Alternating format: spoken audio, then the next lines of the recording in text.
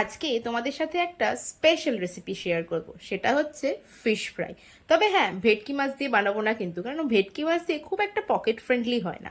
But pocket friendly হবে এবং চট জলদিও হয়ে যাবে, সেই রকম একটা ফিশ ফ্রাই রেসিপি তোমাদের সাথে শেয়ার করব। সেটা হবে কাতলা মাছ দিয়ে। চলো তাহলে আজকের রেসিপিটা শেয়ার করি। বানিয়ে দেখো, খেতে হবে দুর্দান্ত। সবার প্রথমে তোমাদের সাথে লাস্ট ভিডিও ক্লিপটা শেয়ার করি। দেখো, ফিশ ফ্রাইটা হয়ে যাওয়ার পর ঠিক এরকম দেখতে হয়েছিল আর খেতে সত্যিই দুর্দান্ত হয়েছিল। চলো এবার রেসিপিটা শেয়ার করা যাক। প্রথমে কাতলা মাছগুলো নিয়ে ফার্স্ট ম্যারিনেশনটা করে নেবে অল্প একটু পেঁয়াজ বাটা, রসুন বাটার সাথে লেবুর রস দিয়ে। ম্যারিনেট করে আধা ঘন্টা রেখে দাও এবং সেই সময়ে অল্প একটুখানি মুসুর ডাল নিয়ে সেটাকে শুকনো খোলায় নেড়ে মিক্সিতে গুঁড়ো করে নাও।